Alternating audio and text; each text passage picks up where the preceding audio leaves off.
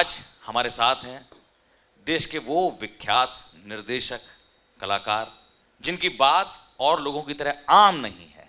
वो कुछ सोचते हैं, कुछ समझते हैं, उसे एक नया लबादा पहनाते हैं और फिर दर्शक के सामने अपनी कहानी लेके आते हैं, और मीडियम है सिनेमा।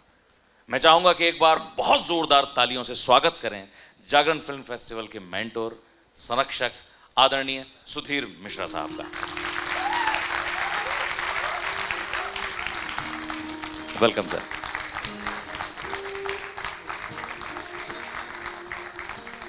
तो आदरणीय सुधीर मिश्रा सर एक प्रख्यात फिल्म निर्देशक, पटकथा लेखक और निर्माता भी हैं।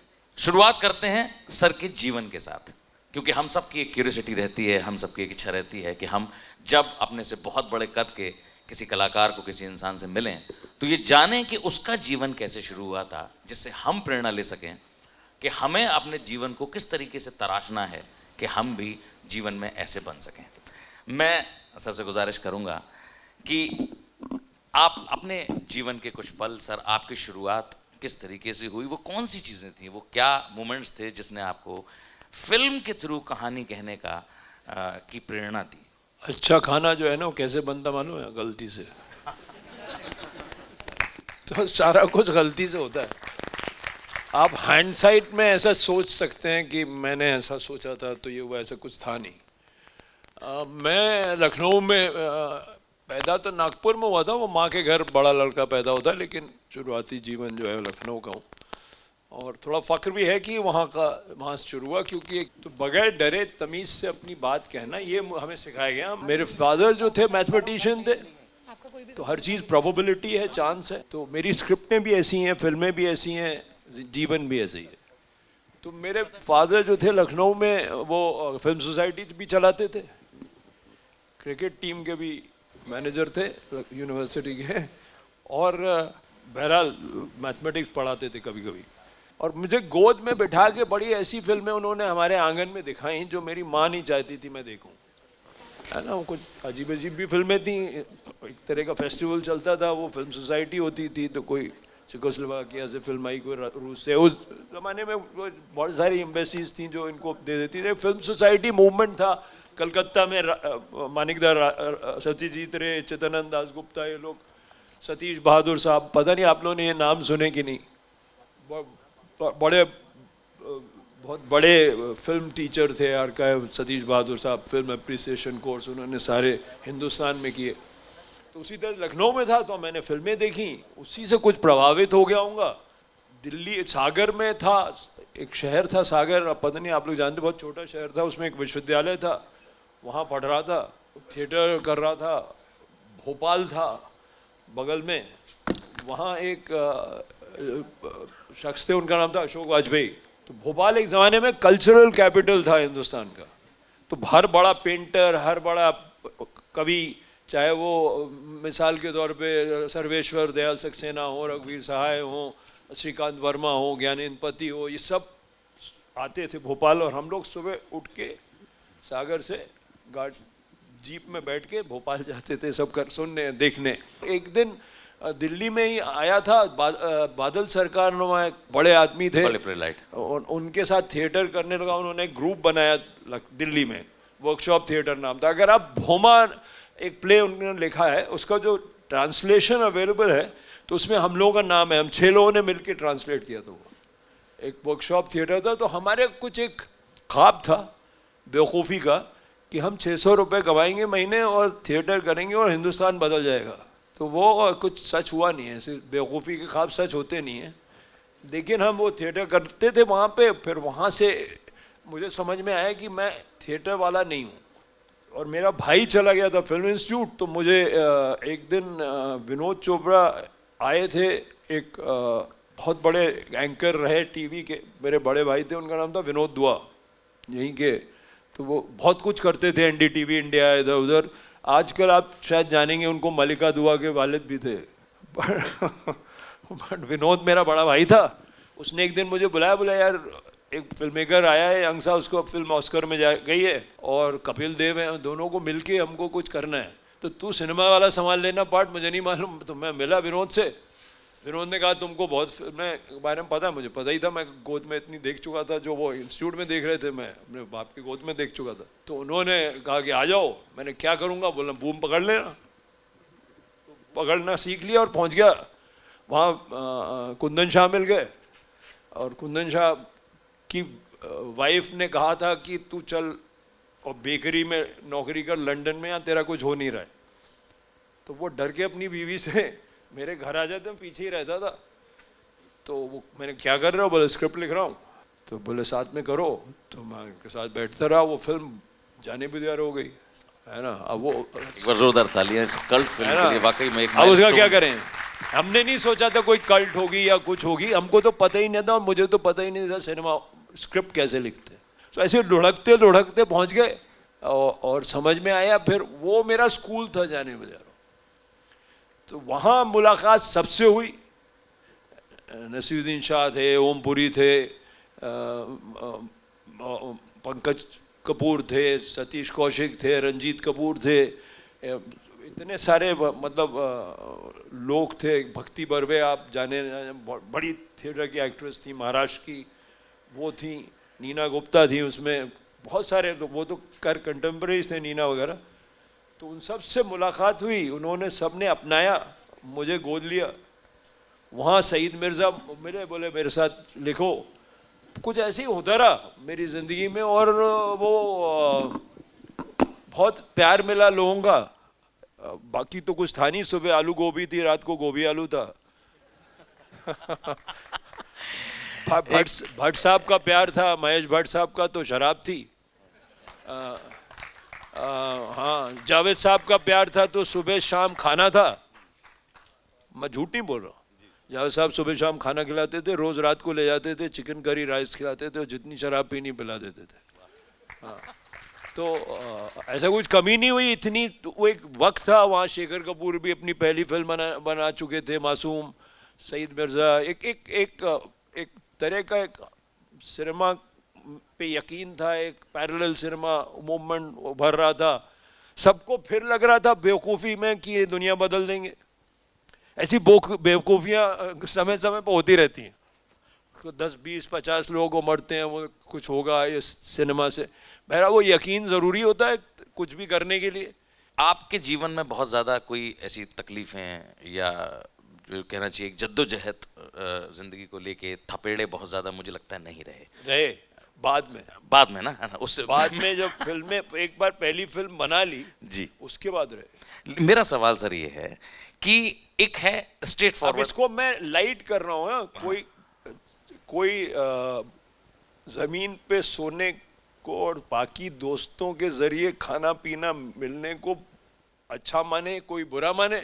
पैसे तो थे नहीं, हाँ, जी, मोहब्बत बहुत थी, हाँ, और दोस्त ऐसे थे, और वो दुनिया और उस वक्त एक कुछ था हवा में। जी सर, हमारे जहन में एक सवाल आता है हमेशा आपके काम को देख के कि हम ये मानते हैं जब हम थिएटर करते हैं या फिल्म की दुनिया में जाने की कोशिश करते हैं, और एक जब स्पेशली जब एक्टिंग और डायरेक्शन की बात करते हैं, तो हम कहते हैं कि अपने तजुर्बे से इंसान सीखता है और अपने तजुर्बों को ही वो आगे अपनी कहानी के तौर पर कहने की कोशिश करता है। आपके साथ हमें एक सवाल लगता है कि क्योंकि आपका जीवन उतना तकलीफ़ों भरा कि आप थपेड़े भी सह रहे हैं, ये भी वो सब वैसा नहीं रहा, उसके बावजूद आपकी कहानियों में हमें धारावी की झुग्गियाँ नज़र आती हैं, उनके कैरेक्टर्स नज़र आते हैं, या जल ज़मीन और जंगल की बात कहने वाले वो नक्सलिज्म का एक फील समझ में आता है, और आम आदमी की बात को बड़ी जटिलता से आप कहने की कोशिश करते हैं। तो एक मतलब फैसिलिटीज़ के साथ जीने वाले एक बच्चे के दिमाग में प्रौढ़ावस्था में अपनी कहानी को इस परिप्रेक्ष्य में कहने का थॉट कैसे आया, ये एक बड़ा सवाल है। तो मुझे लगता है कि सबको ये लगता होगा। नहीं, एक अजीब से परिवार से हूँ मैं। हाँ, तो आप फॉर्म कब हो जाते हो? जब आप 20 साल के हो जाते हो, जब तक आप फॉर्म हो जाते हो एक तरह से, मतलब आपका दिमाग। उसके आगे फिर आप पढ़ते हो, कुछ इजाफा होता है, लेकिन आप मोरलेस फॉर्म हो गए। तो मैं अजीब से परिवार का हूँ। हम लोग को लखनऊ में उनको बोलते हैं हड्डी फोड़ ब्राह्मण। अच्छा। तो उनका जो एक तरह से they are people of the mind, तभी मैं कह रहा हूँ एक अलग लखनऊ है ना, मजाज का लखनऊ, दिमाग का लखनऊ, शायरी का लखनऊ, नवाबियत का नहीं, शायरी का। हाँ, एक तरह के पॉलिटिकल थॉट का लखनऊ, एक कंपैशन का लखनऊ, एक इर्रेवरेंस का लखनऊ। तो जब आपका दिमाग ऐसा होता है ना, उस परिवार में, उस माहौल में आप होते हो जहां आप कुछ भी कह दो सब माफ है। वहां मेरे ग्रैंडफादर थे और ग्रेट ग्रैंडफादर थे, आप पता नहीं जानते, उन्होंने कॉलेज खोला था।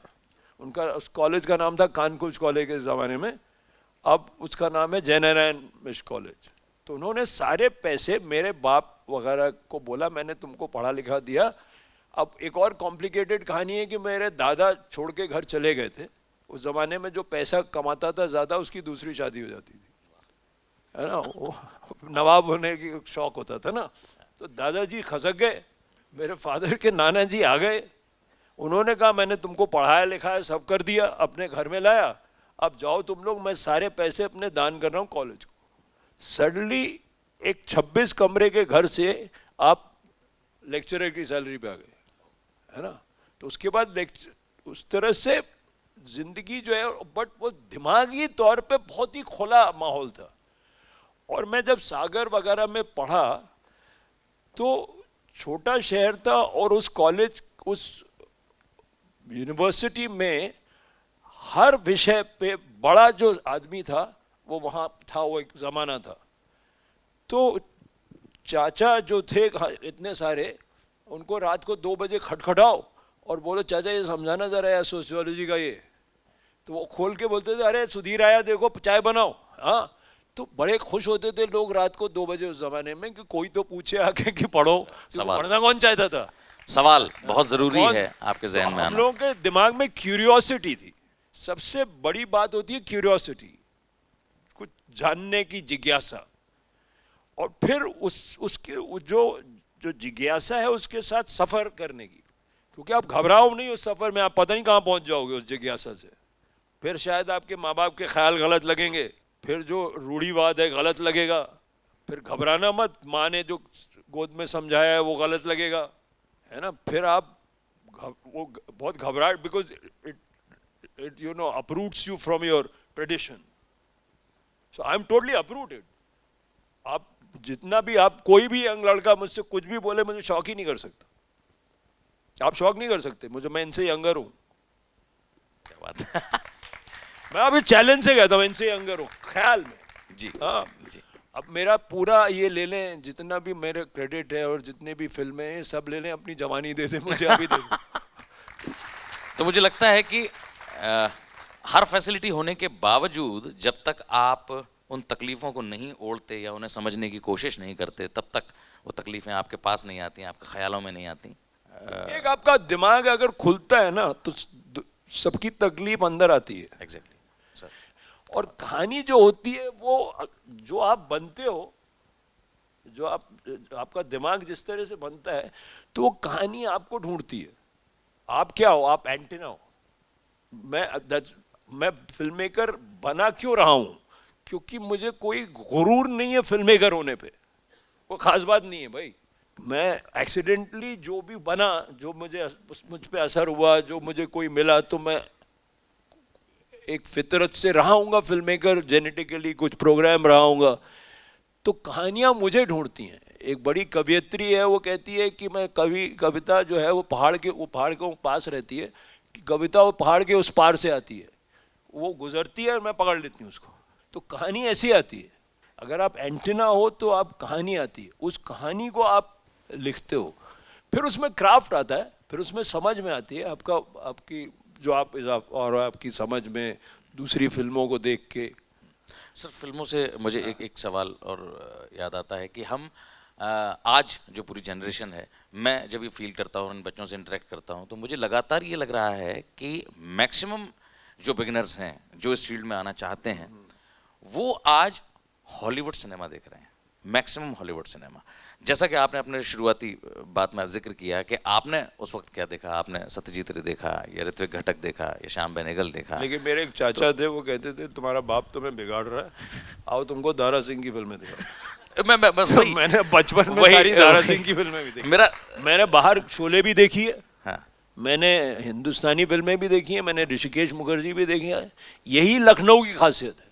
आपको बताऊं, जो खुलापन है जी कि आप बड़े कवि को, गालिब को भी पढ़ते हैं और अकबर अलाहाबादी को भी सुनते हैं, है ना।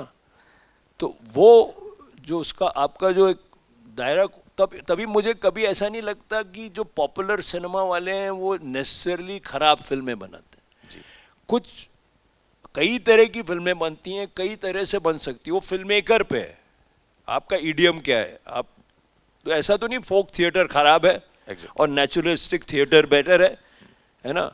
तो हर तरह का वो एक सिनेमा में क्रिटिक जो है वो अजीब है। मैं तो कहता हूँ यंग लोगों से कि आप बैठो, जिसको भी फिल्म बनानी है अंधेरे कमरे में अकेले, ये मत सोचो कि मेरी गर्लफ्रेंड को क्या पसंद है, मेरे बॉयफ्रेंड को क्या पसंद है, मेरे बाप को क्या पसंद है। मुझे अकेले सोचो कि मुझे इस तरह की फिल्म है क्या, मुझे अगर कन्फ्रंट करो, मुझे डेविड धवन की फिल्में पसंद है अगर मिसाल के तौर पर, तो फिर उस तरह की फिल्में बनाओ। अपना कनेक्शन ढूंढो, आप क्या, आपकी फितरतन आप क्या हो, बिकॉज आप में और दूसरे फिल्म मेकर में फर्क कौन है, आप हो, आपका नजरिया। कहते हैं कि गालिब का है अंदाजे बयां और, है ना। है और भी दुनिया ये में नहीं कहते सुखनवर बहुत सब्जेक्ट अच्छे। मैटर और, है ना, ये नहीं कहते कि कितना प्रोग्रेसिव और, जी उसका अंदाजे बयां और। तो अंदाजे बयां में ही बयां कहानी है, उसी में सब कुछ है। कहानियां तो वही कुछ है, यथार्थ तो सबको दिख रहा है। आप में क्या खास बात है अगर आपने कैमरा ले लिया और धारावी को शूट कर लिया, वो तो करेक्ट लेंस होगा, करेक्ट अपर्चर होगा, करेक्ट स्टॉक होगा, तो आप पॉइंट करोगे कैमरा तो वो रियलिटी कैप्चर करोगे ना। आपका नजरिया क्या है, आप उस यथार्थ को कैसे देखते हो, ख्याल क्या है, वो इम्पोर्टेंट हैं। और भी दुनिया में निर्देशक बहुत अच्छे, पर कहते हैं कि सुधीर सर का है अंदाज़े बयां और। ऐसी। तो सर गालिब से बात सीरियसली नहीं लेता इस बात को, अपने को कंपेयर उतना नहीं करता। तो मेरा मानना सर यही है कि हमें क्या सीख समझनी चाहिए कि एक सिनेमा मेकर बनने के लिए, एक निर्देशक बनने के लिए भी आर्ट, लिटरेचर और बाकी अलाइड आर्ट्स को समझना, because I think that cinema is a composite art, है ना। कोई एक मीडियम नहीं है, बहुत सारे मीडियम्स को समझने के बाद आप सिनेमा को बनाने लायक बन पाते हैं। तो ये एक सवाल है कि क्या इन सब चीज़ों को समझना कितना ज़रूरी है कि हम बिना आर्ट, लिटरेचर और अलाइड आर्ट्स को समझे एक अच्छे सिनेमा मेकर नहीं बन सकते, मुझे ऐसा लगता है। एक क्रिकेट का राइटर है, उसका नाम है CLR जेम्स। वो कहते थे कि what do they of cricket know, who only cricket know. जो सिर्फ क्रिकेट जानते हैं वो क्रिकेट नहीं जानते, तो जो सिर्फ सिनेमा जानते हैं वो सिनेमा नहीं जानते। तो क्या बात है ना।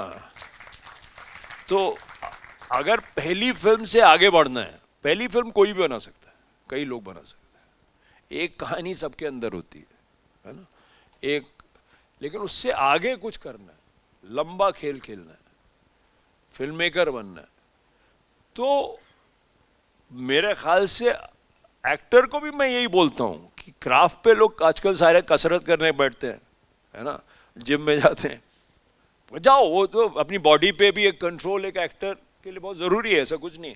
लेकिन अपने आप को देखिए, चाहे वो अमिताभ बच्चन हो, चाहे वो नसीरुद्दीन शाह हो, वो लंबे खेल क्यों खेलते हैं?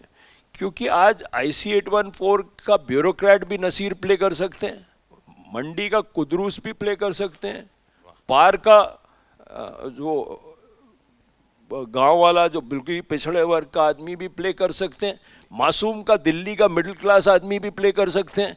ये क्यों? क्योंकि उनकी ज़बान में, कल्चर पर, उसकी जहन में उन्होंने सब कुछ अध्ययन किया है, इसका अपने आप को विकसित किया, देखा है, पढ़ा है। हाँ, पुरी साहब ओमपुरी थे, आए थे तो पटियाला से, छोटे से उसको आप एंड में वही ओमपुरी स्पीलबर्ग की फिल्मों में भी है, वही ओमपुरी हम लोग की भी फिल्में है, गोविंद निलानी की भी फिल्मों में।